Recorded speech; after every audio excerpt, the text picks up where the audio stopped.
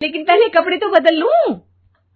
अब रानी आ जाती है सिद्धि के उन कपड़ों में जो वो ससुराल जाने से पहले घर छोड़ जाती है।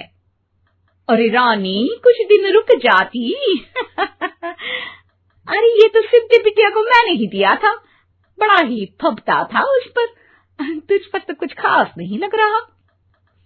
अब वो ना मेरे सारे कपड़े गीले थे तो सोचा पहन लूं। वैसे भी सिद्धि को कौन सा दिन पुराने आउटडेटेड कपड़ों को पहनना है। वैसे भी ये सूट तो मैंने तभी पहना था, वैसे खास है भी नहीं ये। हाँ ठीक है, लेकिन ना मेरी सिद्धि पर तो जमता था। सारे मेहमान चले जाते हैं और सिद्धि ससुराल से मायके पहली बार आती है। अपना घर, अपना कमरा, अपनी अलमारी। ये बोलकर जैसे ही सिद्धि अलमारी खोलती है तो सामने उसके कपड़ों की जगह कुछ और ही रखा होता है। माँ, ओ माँ, जरा कमरे में तो आना। सास और रानी वहां पहुंच जाते हैं।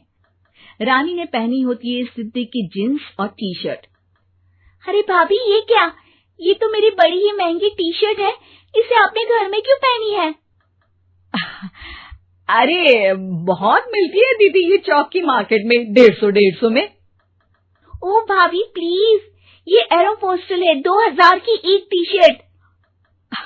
ओहो, 2000 में तो दीदी 4 साड़ी आ जाए।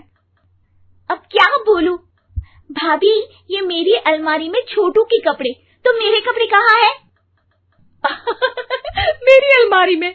अब दीदी आपको कौन से पुराने कपड़े पहनने थे? माना भाभी, लेकिन मैं जब घर आती तो यही सब पहनती ना। अरे तुम तो बड़ी कंजूस हो दीदी। खैर, वक्त आता है जब सिद्धि ससुराल के लिए रवाना हो रही होती है। अरे रानी, अंदर से सिद्धि का गिफ्ट ले आ, लड़की पहली बार ससुराल से मायके आई है।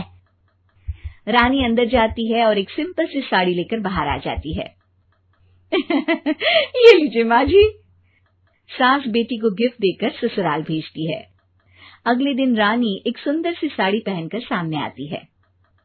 अरे रानी, ये तो वो साड़ी है जो मैंने सिद्धि को देने के लिए दी थी जब वो ससुराल ले जाती, लेकिन ये तूने कैसे पहन ली?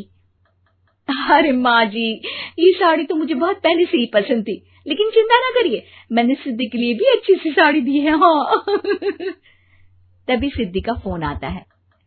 क्या माँ, कुछ अच्छा तो दिया होता ससुराल ले जाने के लिए। अरे पहले दिखा दिया होता। ये चमकते हुए पैकेट में नौकरानी वाली साड़ी मत दिया करो माँ।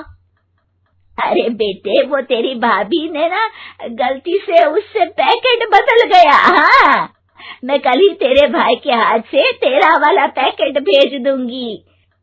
अरे रहने दो माँ, आई एम श्योर भाभी ने अभी वही साड़ी पहनी होगी जो तुमने मेरे लिए रखी थी।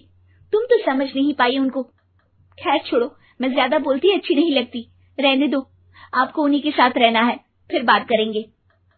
सास को रानी पर गुस्सा आ जाता है। वो उसके कमरे में जाती है जहाँ वो शादी का एल्बम देख रही होती है। रानी, मार्केट जाकर एक ऐसी ही साड़ी लेकर आ, कल प्रतीक जाकर सिद्धि के घर दे आएगा।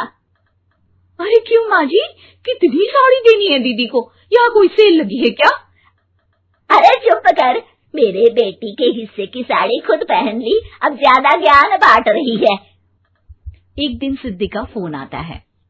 माँ, मेरी सास ने आप सबको खाने पर बुलाया है। सारे लोग सिद्धि के ससुराल पहुँचते हैं। खाना खाकर वो लोग निकल रहे होते हैं कि सिद्धि की सास सभी को गिफ्ट देती है।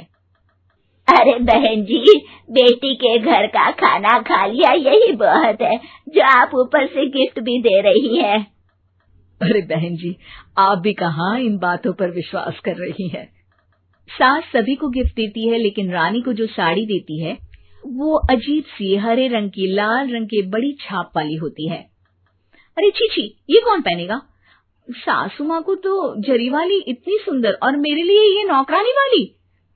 अरे भाभी, दरअसल मैं जब भी घर आती थी आप वापसी में ऐसी ही साड़ी देती थी ना, तो माँ ने सोचा कि आपको आपकी पसंद की ही साड़ी क्यों ना दी जाए। बेचारी रानी, बोलती भी तो क्या। सिद्धि और सास रानी का चेहरा देखकर हंसने लगती है। तो रानी समझ जाती है कि अपने ही बिछाए जाल में